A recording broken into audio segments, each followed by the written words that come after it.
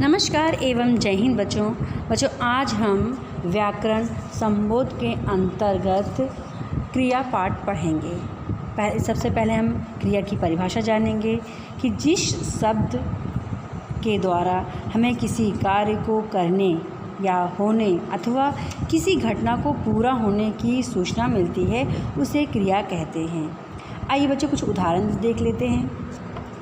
जैसे पिताजी अखबार पढ़ रहे हैं, यहाँ पढ़ रहे हैं ये क्रिया है।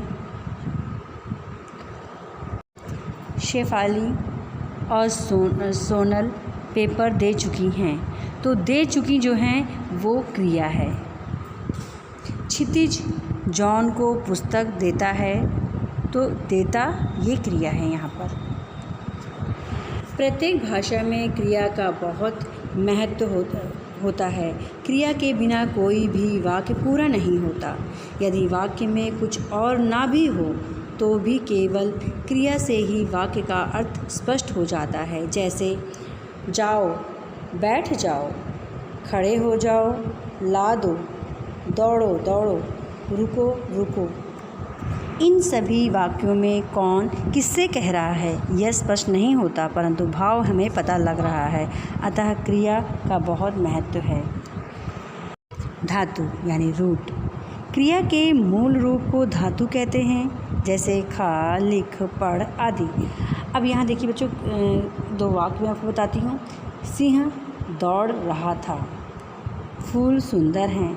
तो पहले वाक्य में दौड़ने की क्रिया सिंह कर रहा है, दूसरे में है क्रियापद होने के बारे में बता रहा है।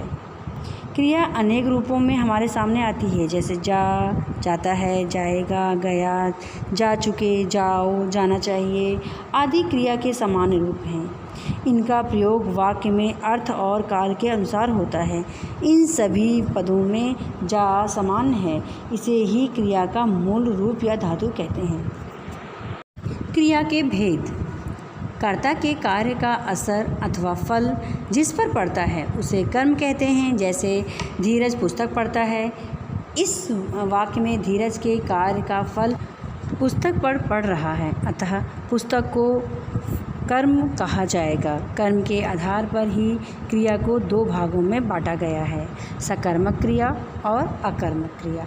सकर्मक क्रिया जिन क्रिया शब्दों के व्यापार यानी कार्य का फल कर्ता को छोड़कर कर्म पर पड़ता है उन्हें सकर्मक क्रिया कहते हैं।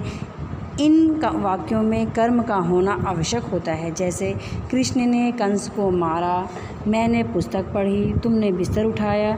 तो इन वाक्यों में मारा क्रिया का फल उसके कर्म कंस पर पड़ा, पढ़ी क्रिया का फल पुस्तक पर पड़ा, उठाया क्रिया का फल बिस्तर पर और आदि गया। सकर्मक क्रिया के उपभेद।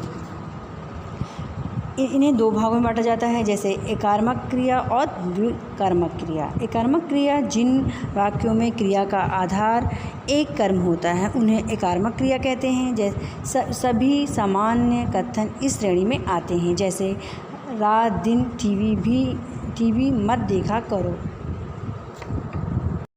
द्विकर्मक क्रिया जिन सकर्मक क्रियाओं के दो कर्म होते हैं वे द्विकर्मक क्रिया कहलाती हैं। जैसे दादी जी ने हमें कुछ तोहफे दिए, सैम ने अर्श की खूब मदद की। तो पहले वाक्य में क्या दिया? तोहफे।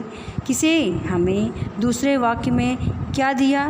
तो मदद किसकी? अर्श की। अतः इन वाक्यों में दो कर्म होने के कारण क्रिया द्विकर्मक है। द्विकर्मक क्रिया में एक मुख्य कर्म हो और दूसरा गौण कर्म होता है। यहाँ तोहफे और मदद मुख्य कर्म है और क्रिया इसी के अनुसार होगी। क्रिया का फल मुख्य कर्म पर रहेगा। अकर्मक क्रिया। अ जमा कर्म अर्थात जिसमें कर्म नहीं होता। जिन क्रिया शब्दों के व्यापार यानी कार्य का फल कर्ता पर पड़ता है उन्हें अकर्मक क्रिया कहा जाता है। इन क्रियाओं का कोई कार्य नहीं होता, जैसे आदित्य सोता है, छोटे बच्चे रोते हैं, जोकर हंसता है। इन तीनों वाक्य में सोता, रोता और हंसता क्रियाएं हैं और इन तीनों क्रियाओं का फल अथवा प्रभाव जो है वो कर्ता पर यानी आदित्य पर, छोटे बच्चे पर और जोकर पर पड़ रहा है। अतः इन क्रियाओं को अकर्मक क्रिया कहा जाएगा। बच्चों, मुझे उम्मीद है कि आपको ये पाठ जो है समझ में अच्छे से आ गया होगा। इसके बावजूद भी अगर आपके तो आप मुझसे कमेंट करके पूछ सकते हैं। धन्यवाद बच्चों।